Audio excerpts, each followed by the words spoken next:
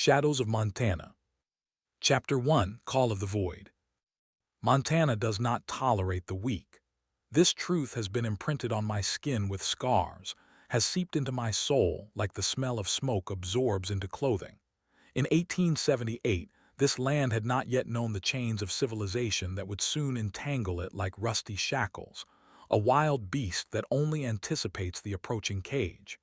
I knew its language, the language of wind, stone, and blood. My name is Marcus Ebergart, though many know me as Shadow. I'm 37, and I've spent half my life balancing between worlds, the wild and the so-called civilized. My faithful companions have never been people but wolves, haze, with silver fur threaded with gray stripes, thunder, whose power is comparable only to his loyalty, and Shadow, a female with eyes the color of dark amber. They understood me better than any human, even better than my young wife Isabella. God, Isabella. The memory of her burns me from within even now. The daughter of a Methodist preacher from Helena, with eyes as green as mountain meadows after rain. 21 years old, yet her gaze already revealed that insurmountable thirst for something greater than the fate prescribed to her by birth and gender. She saw in me a door to that wild, untamed world that she so lacked in the sterile cleanliness of her father's house, where the only colors were shades of gray and black. Black Raven, my blood brother, whose ancestors walked this land for millennia before us, was the third in our strange union.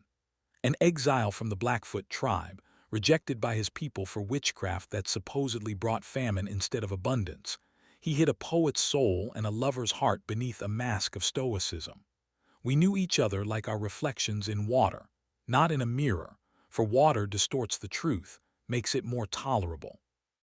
And Theodore Wellington, an illusionist with a camera, a seducer of minds and bodies, whose Boston polish and aristocratic accent concealed the soul of a jackal. His appearance in our lives became the stone that triggers an avalanche.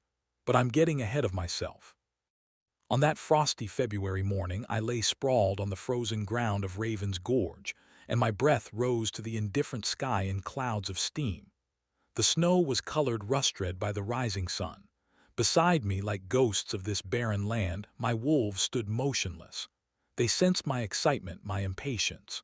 We were hunting a man named Mad Bill Cordry, a murderer, a rapist, a monster in human flesh. Soon, I whispered to Hayes when he restlessly shifted from paw to paw, emitting a quiet whimper. His silver fur trembled like the surface of a mountain stream under the wind, and the scar that cut across his left ear was a reminder of past battles. Our friend doesn't know that crossing the lonely stone river will be his last journey. I tracked his path by the traces in the snow, an uneven trail of boots with iron-shod heels, drops of bourbon spilled from an almost empty bottle, blood from a rabbit shot for dinner. Mad Bill didn't deserve a trial. His last crime, murdering an elderly widow for a handful of gold coins, had filled my cup of patience to overflowing. I swore to find him, no matter how long it took. That same day, 100 miles from where I was hunting, a carriage drawn by pedigreed bay horses was entering the sleepy town of Wolf Hollow. As I later learned, inside was Theodore Wellington, dressed in expensive Boston cloth, with a silk tie and ivory cufflinks. His face was that of an aristocrat, fine with perfect features, but his eyes were dead, like those of a fish washed up on shore. He was a predator of the highest order, a predator who had learned to wear the mask of a sheep. What attracted him to our hollow specifically? When I think about it now, it seems to me that fate itself directed him, as a hunter directs an arrow into a deer's heart. Wellington arrived with a camera, a marvel of modern technology capable of stealing human souls by capturing them on glass plates. He called himself a photographer from a Boston newspaper who had come to capture the wild beauty of the West. But the game he sought did not roam the mountains or prairies. It awaited him in the Silver Star Saloon, in the person of my wife. Isabella had come to town for provisions. We lived on a remote ranch, 2 days' ride from Wolf Hollow. Usually, she avoided traveling alone, but I had been gone for almost 2 months, and supplies were running low. Black Raven was supposed to accompany her but was delayed, conducting some ancient purification ritual in the mountains. The saloon was noisy and smoky, as always on Thursdays, the day when the stagecoach from Helena arrived. Isabella, despite her youth and strict Puritan upbringing, knew how to carry herself with dignity among rough miners and cowboys. She was standing at the counter, ordering a room for the night, when Wellington noticed her. In her figure, cinched in a simple gray dress, in her uncomplicated hairstyle, there was that defiance of conventions, that inner strength, which always attracts people of a special sort, like Wellington. "Allow me to introduce myself, ma'am," he bowed gracefully, and his Boston accent, like an exotic bird, soared above the rough voices of the saloon's patrons. "Theodore Wellington, photographer from Boston, at your service." Isabella looked up at him, and in her green eyes flickered that dangerous curiosity which I always feared and simultaneously loved in her. I don't blame her for this. A person cannot change their nature, just as a wolf cannot stop howling at the moon. "Isabella Ebergard," she replied, and in her voice I would have recognized those first notes of betrayal, the same ones that sounded in her voice when she lied to her father about our meetings before the wedding. But I wasn't around then. Black Raven observed this scene from a corner of the saloon. He came to town 3 days after Isabella, feeling anxiety, as if the earth itself was whispering to him about approaching trouble. Tall, with the sinewy body of a warrior and eyes full of ancient wisdom, he could see what was hidden from ordinary people. And now he saw a dark aura around Wellington, an aura of lies, manipulations, and hidden motives. And I knew nothing of these meetings, of the first seeds of catastrophe sown that evening. I was too busy with my own hunt, my obsession with justice. That day I found an old campsite in Raven's Gorge, remains of Rusty Mike's gang camp, the most brutal gang in western Montana. The tracks told me a story. 6 men with good horses, heavily loaded with loot, moving southeast toward Wyoming territory. The choice was made. Mad Bill could wait. The reward for Rusty Mike's gang was 10 times higher, and I knew these men would stop at nothing. Their last raid on the stagecoach from Fort Carson left 7 corpses, including a pregnant woman. I turned southeast, unaware that the most important hunt of my life awaited me not in the mountains of Wyoming, but in my own home. That the real game had already set its eye on what I considered mine. Chapter 2: Darkness of Temptation. Loneliness is a disease that devours the soul from within. I realized too late what a terrible mistake I had made by leaving Isabella alone for long months.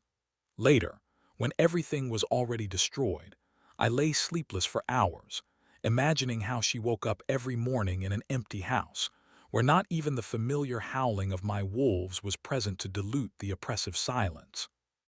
Isabella was young, too young for the life I offered her. The daughter of a preacher, raised in an atmosphere of strict morality and constant self-control, she married me thinking she was escaping into a world of freedom and adventure. But what did I give her in return? A lonely house on the outskirts of civilization, a husband who hunts criminals for months, and the company of wild wolves whose howling at night made her tremble with primeval fear. Now I understand that there always lived that dark fire within her, that thirst for something bright and forbidden, which could not be quenched by my rare returns home, nor by her prayers, nor even by the embroidery with which she killed the endless hours of waiting. She was like a beautiful bird, locked in a cage of duty, obligations, and monotony. Wellington knew how to exploit such loneliness. Like a skilled hunter who has sensed the weakness of his prey, he began his siege of our ranch.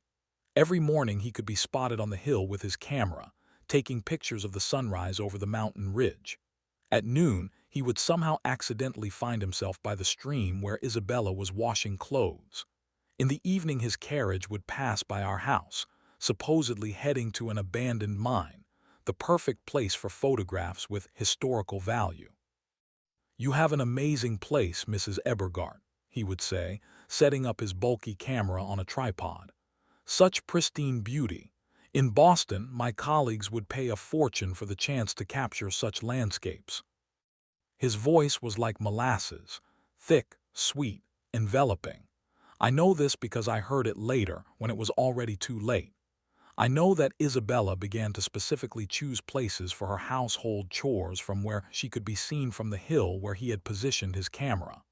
She changed dresses 3 times a day, she, who had previously treated such feminine vanity with contempt. While this dance of seduction unfolded between them, I was tracking Rusty Mike's gang across 2 states. They left behind a trail of blood, fire, and suffering, burned farms where human bones whitened in the ashes, women whose only crime was that they stood in the way of these animals in human form, children whose innocence was taken in the most cruel manner before their lives were taken as well. Every evening I fell asleep under the starry sky, and before sleep I thought of Isabella, of her smile, of the scent of her hair, of how she pressed against me on cold Montana nights. Hayes, my old wolf, felt my longing. He would often come and place his head on my knees, and his yellow eyes seemed to say, "She is waiting for you. Let's go home." But I didn't listen. Too strong was my thirst for justice, too deep my belief that every criminal must pay for his evil deeds, and the price of my obsession proved too high. Black Raven saw the tragedy unfolding. His shamanic abilities allowed him to sense the approach of a storm long before the first thunderclaps. He noticed how Isabella was changing, her gait becoming lighter, almost dancing, cheeks flushing at the sound of Wellington's approaching carriage, a feverish gleam appearing in her eyes that had nothing to do with innocence. "The spirits of the ancestors are restless," he told her one evening when she invited him to dinner. "The man with the machine that steals souls. He emanates the smell of lies and others' deaths." But Isabella just laughed. Her laugh had changed too, becoming more bell-like, like the bell on a lynx's neck before it pounces. "You've always been too suspicious, my friend," she replied, cutting bread into thin slices, as taught in expensive boarding schools. "Mr. Wellington is just doing his job. He showed me photographs of Boston. You should have seen those buildings. They're taller than the tallest pines in our forests. Can you imagine what life is like there?" Black Raven remained silent, but his heart squeezed with sad foreboding. Not only because he saw impending catastrophe, but because every smile Isabella directed at Wellington was like a knife in his chest. He loved her, quietly, hopelessly, as only one who knows his love is doomed from the very beginning can love. This love was his personal curse, his punishment for all the sins of the past, for all the false prophecies he had uttered while being a shaman of the tribe. The day Wellington invited Isabella to watch the process of developing photographs in an abandoned church on the outskirts of Wolf Hollow, she knew she shouldn't agree. But his stories about another world, where women wear silk and satin, attend the opera, and read books simply for pleasure, had already poisoned her mind with the sweet venom of impossible dreams. The church smelled of dust and oblivion. Wellington spread a red blanket on the old altar, like a devil preparing for a black mass. "Allow me to show you something special, Mrs. Ebergard." He took out a photo album from his leather bag. His fingers, long, well-groomed with polished nails, carefully turned the pages. "Here, look. These are portraits of ladies from Boston's high society." Isabella, forgetting propriety, leaned forward. In the pictures were women in dresses adorned with lace and jewels, with elaborate hairstyles, in poses radiating confidence in their own irresistibility. Their faces shone with the calm dignity that comes only from birth and money. "They are beautiful," she whispered. "As are you." Wellington's voice became softer, more velvety. "You know you possess an amazing beauty, quite unlike the artificial gloss of city ladies. There is something wild, primordial in you." The setting sun penetrated through the broken stained glass of the abandoned church, turning the dusty air into a golden haze. Wellington had already set up his camera on a tripod. "I could take your portrait too," he suggested casually. "One that would show your true essence, not as the wife of a bounty hunter, not as a preacher's daughter, but simply as a woman, free and beautiful." Isabella hesitated, I don't know. What would Marcus say? Does he have to know? Wellington smiled. Sometimes a woman should have her little secrets, especially if she's locked up here in this wilderness like a precious gem in an old miser's safe. His words hit the mark.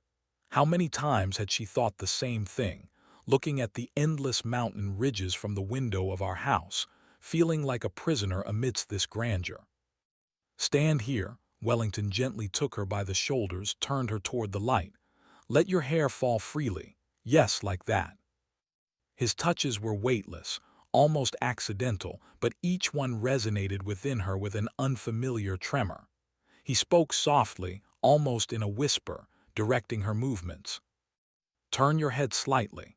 Look into the lens as if it can peer into your soul. Imagine yourself as who you've always dreamed of being. The click of the shutter sounded like a gunshot in the silence of the church. Isabella felt as if something changed in that moment, as if a part of her soul had indeed been captured on the glass plate. One more shot, muttered Wellington, changing the plate. Now unbutton the top button. Let your neck breathe. More naturalness. His voice enveloped her like warm honey. Each subsequent pose became bolder, each look more candid. Isabella felt a blush spreading across her cheeks but didn't want to stop. Last shot, Wellington approached her, fixing a stray strand of hair. The most important one. His fingers slid down her neck, and suddenly the distance between them vanished. Who made the first move, she or he? She remembered only the taste of his lips, the smell of expensive cologne, and her own gasping breath. Later, in darkness, as the developed photographs dried on a string in an improvised laboratory, Isabella examined them with a mixture of shame and admiration. The woman in the photos was both her and not her at the same time, a beautiful stranger with a misty gaze and parted lips. Your soul is now in these photographs, Black Raven would later say, seeing one of the pictures. He stole it as evil spirits steal shadows from the sleeping. And in some ways, he was right, because from that day on, Isabella Ebergart no longer existed. Her place was taken by a woman ready for anything for a taste of the freedom promised to her by the man with the camera. And Wellington was already planning the next step. In the evenings, he met with other women of the town, wives of farmers whose lands interested the railroad company. To each, he gave hope for a new life. Each he photographed in compromising poses. His camera clicked like the cocked hammer of a revolver, ready to fire. That evening, returning home, Isabella accidentally found a strange document that had fallen out of Wellington's bag in the church. It was blueprints, diagrams of railway tracks that were supposed to pass through the lands of Wolf Hollow's farmers. In the corner was the seal of the Northwestern Railway Company, and an astronomical sum that the company was willing to pay to someone who would help convince the owners to sell their plots. Isabella threw the paper into the fireplace, but the seed of doubt had already sprouted in her soul. And somewhere in the mountains between Montana and Wyoming, I became alert. My wolves sensed something in the air. Hayes raised his muzzle to the sky and howled, long, mournfully, as if sensing trouble. And in this howl was not only the hunger of a predator but also the ancient wisdom of nature, which knows every betrayal will have to be paid for in blood. Chapter 3: Web of Deception. Truth is like the ghost of a dead miner. It wanders through the abandoned tunnels of the soul, lost, forgotten but not vanished. And when you least expect it, it appears before you, demanding recognition and atonement. Wellington understood this better than many others. Standing at the window of his room in the Last Refuge Hotel, he watched as the first rays of sun transformed the dusty streets of Wolf Hollow into pale gold, like a test sample from an exhausted mine. On the table before him lay documents, land maps, purchase agreements, letters with the seal of the railroad company, and photographs, dozens of photographs, each capable of destroying someone's reputation, family, life. You should know the truth about me, Isabella, he said later that morning when they met in the abandoned church. His voice sounded unusually serious, with icy notes that I would have caught immediately had I been nearby. I am not just a photographer. I represent the interests of people who are changing this world. The railroad is the future, and it will come here, whether the locals want it or not.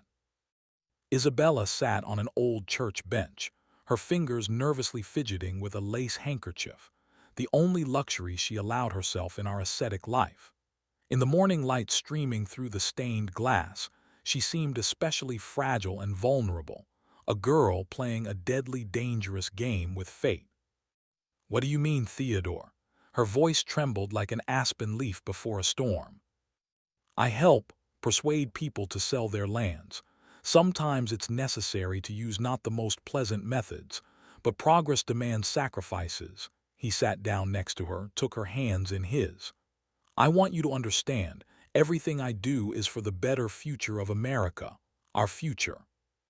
She should have felt revulsion at his confession, should have stood up and run away. But instead, something dark and dangerous stirred in her soul, a desire to be part of something greater than the monotonous life of a bounty hunter's wife in a God-forsaken wilderness. At this moment, a mile from the church, Black Raven was creeping along the hotel wall. His movements were silent as those of a mountain lion stalking a deer. Years spent in exile had taught him to be invisible, to blend with the shadows, to become part of the wind. He sensed something was wrong with this photographer, something so dark and sinister that even the earth itself seemed to shrink from his steps. The spirits of ancestors whispered to him of danger every night, and today he decided to find evidence.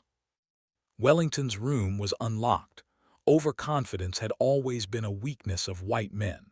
On the table, Black Raven found what he was looking for, documents revealing the photographer's true nature. Dispatches from the railroad company, lists of names, payment amounts, and photographs, compromising pictures of local farmers' wives in unambiguous poses. "Snake," he whispered in the Blackfoot language, "poisonous snake in human skin." Isabella sat in her bedroom in our house, where she returned the next day when the first signs of nausea overtook her. She attributed them to the nervous tension of recent weeks, but deep inside she already knew the truth. Pregnancy, a word that could become either a blessing or a curse. Whose child was growing beneath her heart, mine or the photographer's? She didn't know. And this uncertainty gnawed at her from within, like a hungry wolf gnaws a bone on sleepless winter nights. On the evening of that same day, the first open confrontation occurred. Black Raven met Wellington on the outskirts of town. They stood facing each other, two predators ready for a deadly battle. "I know who you are." The Indian's voice was quiet, but steel rang in it. "You came to steal not only land but souls." Wellington smiled his practiced smile, in which there wasn't a shade of sincerity. "Careful, my friend. You know what happens to Indians who poke their noses where they don't belong, especially those who have already been exiled once for witchcraft." It wasn't just a threat, it was a promise. Black Raven felt how the old scars on his back, traces of the whip with which he was beaten during his exile from the tribe, began to burn, as if from fresh blows. Meanwhile in town, strange events began to unfold. Farmer Jebediah Tucker suddenly sold his land for a pittance and left for the East. Mike O'Brien followed suit. Their wives did not show themselves in public for several days before the departure, and when they appeared, their eyes were red from tears. Wellington acted methodically, like a spider weaving its web. To each husband, he showed photographs of his wife, beautiful, seductive, and absolutely devastating to one's reputation in a small town. The choice was simple: sell the land at the offered price or become the laughingstock of society. That night Isabella made a decision. She couldn't stay here, not with a child whose origin would always be in question, not with me, whose wolves sometimes seemed closer to me than she herself. Theodore promised her a new life in Boston, where no one would know their past. "I will leave with you," she whispered, looking at her reflection in the cloudy mirror. Her hand instinctively rested on her stomach, where a child was growing, either a blessing or a curse. At that moment, far in the mountains, I abruptly woke in the middle of the night. My wolves howled restlessly, and in their howl, I heard a lament for something irretrievably lost. I didn't yet know that I was hurrying home not to a wife, but to a ghost, a woman whose soul had already been stolen by the silver magic of a photographic lens. For the past 3 months, I had been tracking Rusty Mike's gang across 5 counties. I saw their work, burned farms where children's bones whitened in the ashes, women whose bodies spoke of such tortures that even seasoned sheriffs turned away. The gang left behind a trail of blood and pain, but I methodically, with the cold fury of a wolf pack leader, tracked down each one by one. I didn't take them alive, only dead because such people did not deserve a trial. When I caught up with the first one, the gang leader, he begged for mercy, offered money, but I simply released the wolves. "Do you know why I work with wolves?" I asked, watching as Hayes tore out the throat of the rapist and murderer. "Because even the wildest wolf is nobler than the likes of you. They kill to live. You live to kill." The last of the gang I caught up with at the lonely Stone River. He tried to buy me off, pointing to a bag of gold plundered from victims. I gave him a half-mile head start and then released the pack. The criminal ran for almost an hour, and his screams echoed off the rocks as the wolves drove him like a wild boar. In the end, when all was over, I collected the gold and took it to the families of the victims. I never took a reward for the likes of these. Justice is not for sale, and vengeance is not a job. It's a calling. Chapter 4, Fall. I rode into Wolf Hollow at dawn on March 5th. My wolves, gray shadows in the morning fog, silently glided along the edges of the main street. Snow lay in patches like the hide of a buffalo mottled with leprosy, the first signs of approaching spring. Something had changed in the town during these 3 months of my absence. I felt it as distinctly as my wolves sense carrion. People averted their eyes, hurried to cross to the other side. In their hasty movements was fear, but not that familiar fear I had always evoked in townspeople. No, this was the fear of people who knew something important and were afraid to let it slip. "Ebergart's back." A whisper spread down the street from door to door, from window to window, like the wind drives tumbleweed across the desert. In the Silver Star Saloon, it was unusually quiet for a Thursday morning. I walked to the counter, and Tom, the bartender, hurriedly wiped a glass that was already gleaming clean, a sure sign of nervousness. "Whiskey, Tom, and news." My voice sounded hoarse from long silence. Behind my back, in the far corner of the saloon, 2 cowboys bent over their glasses, thinking they were speaking quietly enough. "Damn it, Jack, did you see his wolves? They say when he tracked down Rusty Mike's gang, he fed all of them to the wolves alive." "Quiet, you fool, but I've heard worse. Remember Butcher Thompson? Ebergart cornered him in a ravine and kept him there for 3 days. The wolves tore him apart piece by piece, slowly. They say the screams could be heard in Fort Carson. Lord Almighty, and this photographer, if Ebergart finds out about him and Mrs. Isabella." "Shut up, do you want him to do the same to us?" I pretended not to hear, but my fingers gripped the glass so tightly that my knuckles turned as white as the snow on the mountain peaks. Hayes, lying at my feet, growled softly, sensing my tension. I sensed the falsehood even before I crossed the threshold of our home. Something had imperceptibly changed, perhaps the smell. The house no longer smelled of dried herbs that Isabella always hung from the ceiling. Instead, an unfamiliar aroma lingered in the air, sweet, urban. Perfume. My Isabella never used perfume, considering it a vain luxury of sinners, as her father had taught her. She ran out onto the porch, and for a moment I froze, struck by the change in my wife. Isabella had always been beautiful, but now there was something new about her, some predatory grace like that of a mountain lion before a leap. Her hair was styled differently, her dress fit differently, and even her walk had changed. From uncertain, almost childlike, it had become more fluid, consciously feminine. "Marcus," she threw herself at me with embraces, but I noticed how for a fraction of a second her body tensed before pressing against mine. At last, I prayed for your return every day." Her kiss was hurried, almost careless, not at all like before, when she kissed me with the desperate passion of a woman fearing that each farewell might be the last. I felt Hayes at my feet emitting a quiet, warning growl. "Quiet boy." Isabella tried to pet the wolf, but he recoiled, baring his teeth. Never before had the wolves behaved this way with her. They loved her almost as strongly as they loved me, sensing in me the love for this woman. Hungry, she was already bustling at the stove, clattering dishes louder than necessary. "I was just making your favorite stew. Can you imagine they now have new spices in the store? Mr. Wellington, that's our new photographer from Boston, recommended." She stopped short, as if realizing she had said too much. I slowly sat down in a chair, not taking my eyes off her back. I could see how she held herself too straight, how her fingers trembled slightly as she stirred the stew. "Tell me about the gang," she spoke quickly, too quickly as if afraid of the silence between us. "Did you catch them all? Was it dangerous? I was so worried." Worried? My voice sounded harsh. In 3 months I had almost forgotten how to speak, communicating more with wolves than with people. Not a single letter, Isabella, not one word through passing travelers.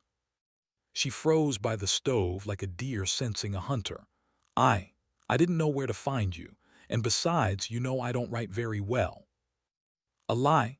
Isabella was a preacher's daughter. She wrote better than many in town. Before, she would send me letters at every opportunity, long ones, full of love and longing, with stories of her daily affairs, of how she waited for me. "The town has changed," I said, watching her reaction. "Many new faces." "No, of course not." She set a plate before me, and I noticed how the knuckles of her fingers whitened. "Everything's the same as always, except for the photographer, but he's just passing through, taking pictures for newspapers." I scooped up the stew with a spoon. A strange smell, not the spices I was used to. Like the perfume, like the new walk, like the tremor in her voice. "I missed you, Isabella," I said quietly, looking straight into her eyes. For a moment her face faltered. I saw something like guilt in her gaze, fear, perhaps even despair. But the moment passed, the mask returned to place. "I missed you too, darling, very much." Outside, Hayes howled, and for the first time in all our years together, Isabella flinched at this sound, as if at a gunshot. And I understood. My wife, the woman I loved more than life, had just lied to me, and this was not her first lie of the evening. In the twilight of that same day, Black Raven found Isabella at the old church. She was hastily packing some things into a satchel, hurriedly, like a thief caught in the act. "You're planning to run away."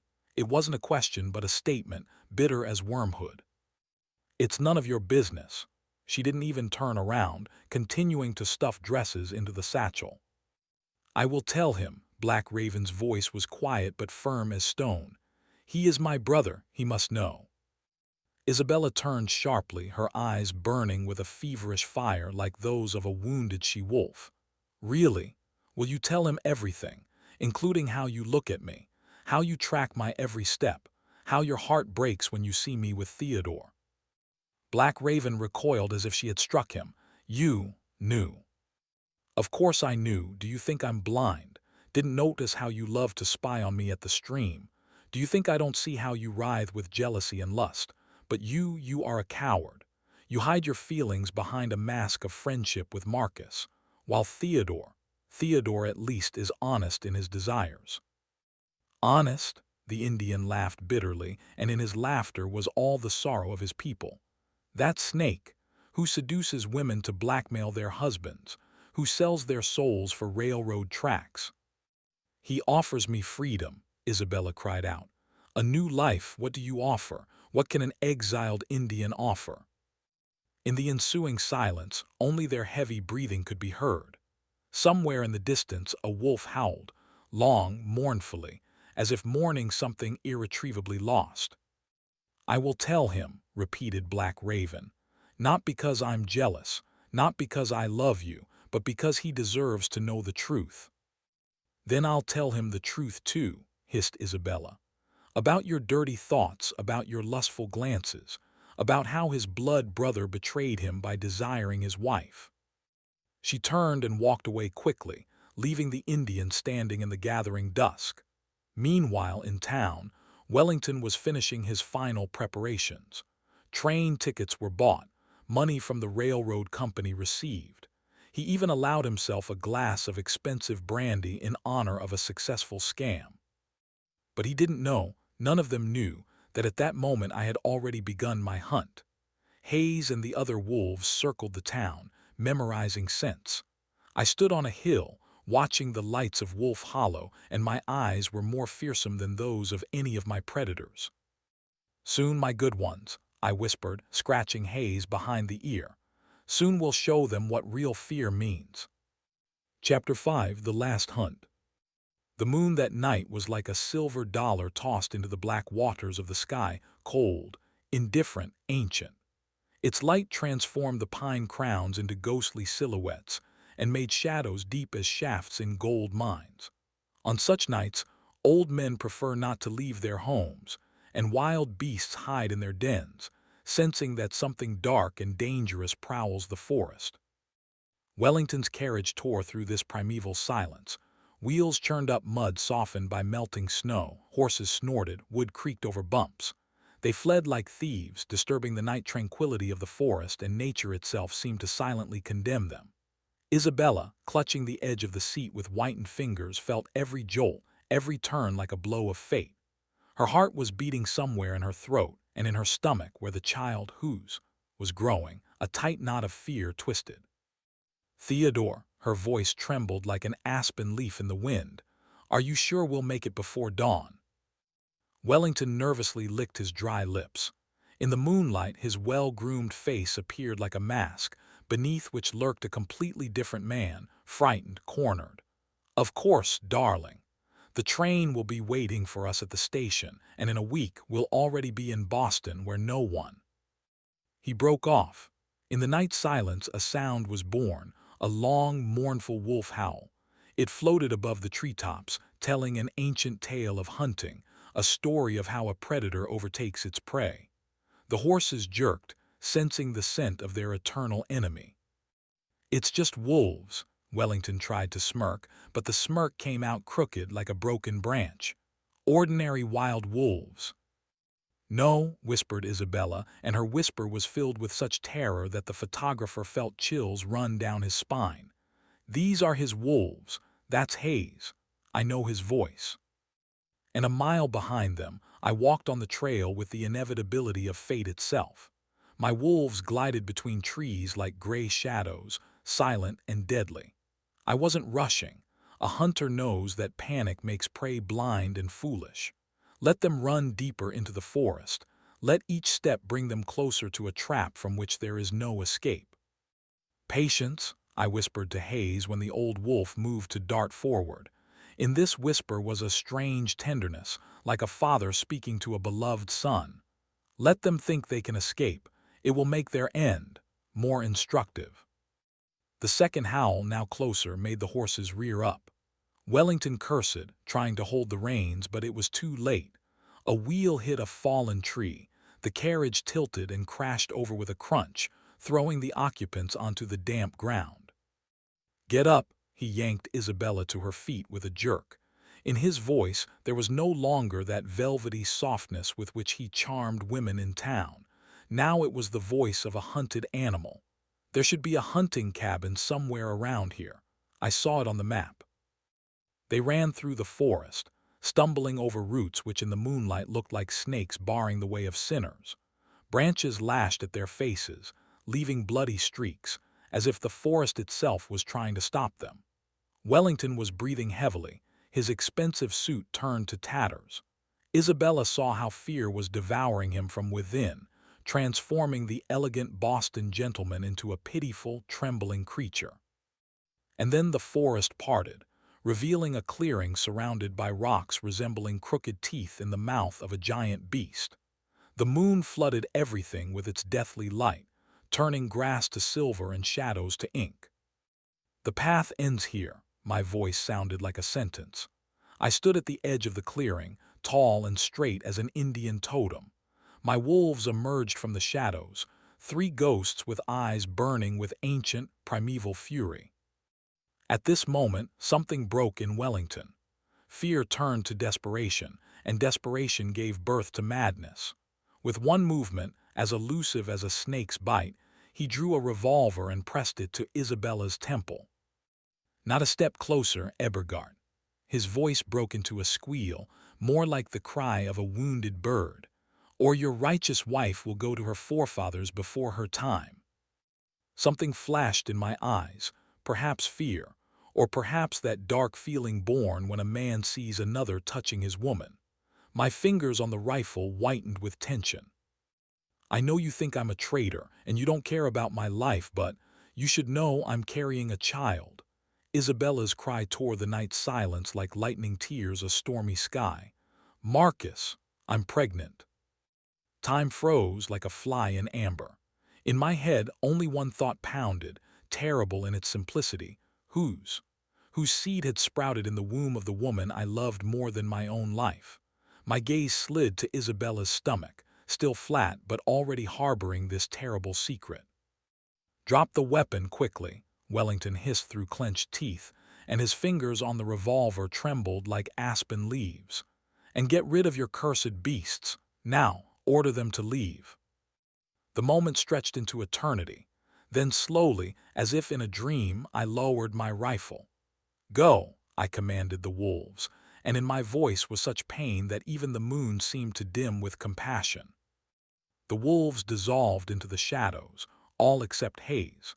The oldest wolf seemed to ignore the command and remained standing beside me. In his yellow eyes was the same loyalty that centuries ago made the first wolf lie at the feet of the first man. Wellington's laughter sounded like the croak of a raven in a cemetery. He pushed Isabella away with such force that she fell to her knees and aimed the revolver at the wolf. The shot tore the night in half.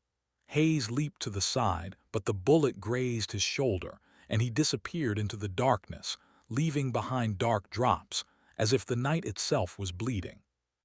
And now it's your turn, Hunter. In the photographer's voice rang the madness of a man who had crossed the final line. How does it feel to die knowing that your wife moaned beneath me while you were chasing bandits? He slowly raised the barrel of the revolver. His hand trembled slightly, but he didn't notice the movement in the darkness, didn't hear the quiet steps behind, light as falling leaves. Black Raven moved as if night itself had taken form. He kept his love for Isabella deep in his heart, like a sacred amulet, but his loyalty to his blood brother was stronger than any desires. His knife entered between Wellington's ribs like into butter. The photographer jerked, like a marionette on torn strings, but managed to turn around. The second shot thundered like the last toll of a bell. They fell together, the killer and his victim, bound by the last drops of departing life. Wellington was already dead, the knife had found his black heart, and Black Raven lay, looking at the indifferent sky, blood appearing on his lips like bitter wine. Chapter 6, Dawn. Dawn came as forgiveness comes, slowly, reluctantly, as if doubting whether this world deserved a new day. Snow that had fallen during the night covered the earth with a white shroud, hiding traces of the night's events. On this virgin whiteness, each drop of blood seemed sacrilege, each footprint an unhealing wound on the body of the earth. Black Raven lay in the hunting cabin where I had carried him after the tragedy. His breathing was intermittent and shallow, like that of a wounded bird making its final wing beats. I sat beside him, holding my blood brother's hand in mine, feeling the warmth leaving his once strong body. In the corner of the cabin, Isabella wept silently, and her tears fell on the rough floorboards like drops of spring rain. Do you remember, brother? The Indian's voice was quiet as the rustle of falling leaves. That day when you saved me from the white men who wanted to hang me. You said then, the debt of life has no expiration date. I remember. I squeezed his hand tighter, feeling each beat of his heart grow slower and quieter. I remember every day. Now my debt is paid. I go to the spirits of my ancestors with a clean heart." Black Raven tried to smile, but the smile turned into a grimace of pain. "Forgive me for loving your woman. She was like the sun. I could only watch from afar, knowing I could never touch it." "You have nothing to be forgiven for, brother. Your love was purer than mine. It demanded nothing in return." Black Raven's last breath dissolved in the morning air, like the smoke of a sacred fire dissolves. His soul departed to the realms of eternal hunting, where there is no betrayal or pain, where wolves run alongside man as equals. The funeral was brief. I laid his body on a platform, as the great warriors of his tribe are buried, facing the rising sun. I wrapped him in my best blanket and placed a knife beside him, the very one with which justice had been restored. Isabella left the next day. Her father, Reverend Johnson, sent a carriage as soon as he received our letter. She stood on the porch of our house, now our former house, small and lost, like a child gone astray. "I will pray for you," she said quietly, "for you and for all of them." I did not answer. What can one say to a woman who carries a child whose origin will forever remain a mystery? I simply watched as the carriage took her away, and a part of my soul died with each turn of the wheels. And then it was time to say goodbye to the wolves. They gathered around me on that same clearing where the final scene of the tragedy had played out. Hayes, still limping from his wound, laid his head on my knees for the last time. "You are free," I whispered, running my hand over the silver fur. "You have always been free. It was I who was in a cage of duty, vengeance, and love." The wolves didn't move, as if not understanding or not wanting to understand. Then I stood up and shouted, loudly, fiercely, "Go, you are free." One by one, they dissolved into the forest, as morning shadows dissolve. The last to leave was Hayes, turning at the edge of the forest to meet the gaze of the man who had been more than a master to him for one last time. They say in the mountains of Montana, one can still encounter a man accompanied by wolves. Old Indians tell stories by the fire that it is the spirit of a great warrior who knew love and betrayal, life and death. In the full moon, when silver light floods the mountain peaks, one can see his silhouette against the starry sky, a man dancing with wolves. Some say it is Marcus Ebergard, who could not live among people after knowing the true loyalty of his wolves. Others claim it is the spirit of Black Raven, atoning for his earthly love in an endless dance with the wild creatures of the night. And in a small monastery in the eastern part of the country lives a woman who prays every evening for the souls of 3 men, a husband who loved her too strongly, a photographer who loved her too weakly, and an Indian who loved her silently. Her son, a dark-haired boy with eyes the color of a stormy sky, sometimes wakes in the night to a distant wolf howl. And something ancient, something wild responds in his blood to this call. But that is another story.